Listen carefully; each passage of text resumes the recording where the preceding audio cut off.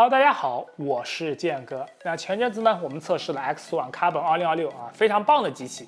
在展示跑分的时候呢，提到一台神秘的 Ultra X7 35H 的机型，就是这台全新登场的Thinpag X14 Gen 1。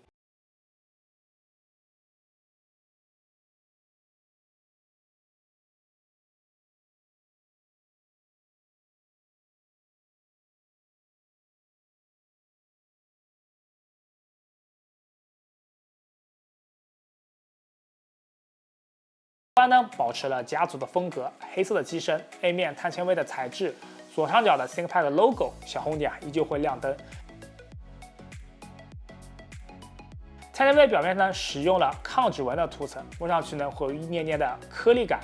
这种材质上的区别呢，也会反映到视觉层面啊。所谓磨砂黑，讲的就是 Thinpag X14这种质感。机身左侧呢有两个 Thunderbolt 4，一个 HDMI 2.1 TMDS， 一个3.5毫米的耳机口，右侧两个 USB-A， 再加上一个锁孔，2.1C 加 HDMI 这几年的标配。真正有意思的藏在 A 面这排触点中，这是 Thinpag 首次支持 Magic Bay 的扩展接口，算是合理对冲了联想家族式反向刘海在视觉上的异物感。你可以将它理解成一个磁吸状态的 USB 接口，可以接驳外设。我们拿到的最实用的是 LTE 模块啊，装上后的 X14呢就可以随时随地的联网了。Magic Bay 的接口呢并不是秘密，联想公开了针脚定义与物理尺寸的规格。动手能力强的话呢 ，PC 部分呢可以去加力创打板，外壳嘛 3D 打印，整体成本可以压得很低。主要问题可能在于想不到做啥。B 面呢是一块14英寸的16:10的2880×1800 120赫兹的 OLED 雾面屏幕 ，SDR 下的屏幕亮度呢都达到了500尼特以上。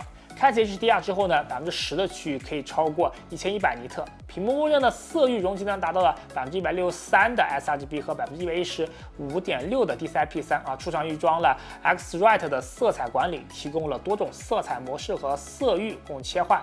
这种常用的 sRGB、P3 两个 Profile 呢测得的色准都很不错。屏幕上方的人脸识别摄像头呢支持红外，可以在暗光环境下呢解锁电脑，还有保护隐私的物理拨片。C 面复合材料也使用了抗指纹涂层，整套键盘呢是经典的 Thinpag 的外设，是1.5毫米键程的巧克力键盘，手感松软，打字舒服，特别是支持指纹识别的电源键呢独立放在键盘区的外面，好评。小红点呢与3键让你手不离键盘也能轻松完成点击、拖动与滑动操作。倒不是说这么干呢一定效率就高，而是减少手的移动呢，可以消解日常办公中对于鼠标操作的抵触感。当然呢，玻璃表面的触摸板同样丝滑，不习惯小红点的用这个就挺好。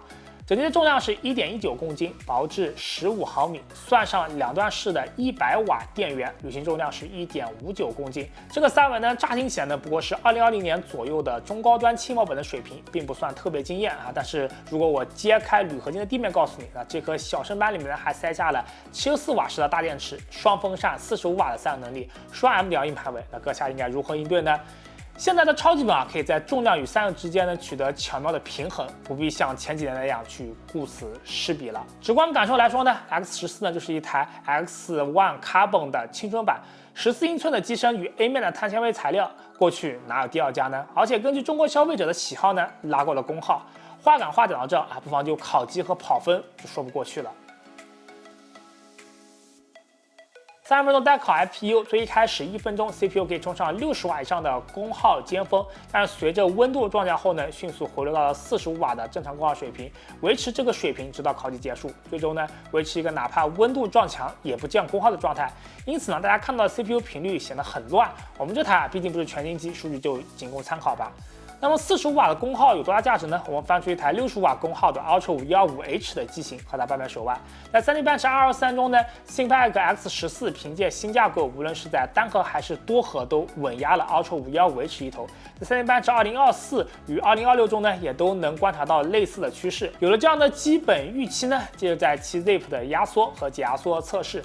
3个 Blender 的子项 V6 Corona 的时钟呢 ，X14 相比 Ultra 515H 的巨大优势呢，就可以理解了。在反映视频转码性能的 Handbrake 测试中呢， ThinkPad X14 领先了 Ultra 515H 约16%。科学计算项目中呢 ，X14 运行计算质数的 Prime Sieve 中可以快 Ultra 515H 1倍以上。就哪怕负载拉长，在计算前25亿位的圆周率的 Y Quattro 中呢 ，X14 也可以领先50%。庆祝 Visual Studio 的2026的发布呢，我们也顺手翻新了源码编译的测试工作流啊。第一个源码编译项目就来自于 UE5。自从去年发布的 CPU 的测试综述的视频后呢，就一直有观众让我们去加测这个，但是因为懒得解释和画图呢，就是一直拖到现在才展示。以后会用它去取代负载短、数字偶发性大的 Godot 编译。这个编译当中呢 ，X14 大概能比 Ultra 515H 去快20分钟。而相比于2025 0421拉起的 Chromium 的源码呢，1年后的2026 0430膨胀了多少呢？还做一个不严谨的对比，用桌面的 CPU 先后编译相隔1年的2段源码呢，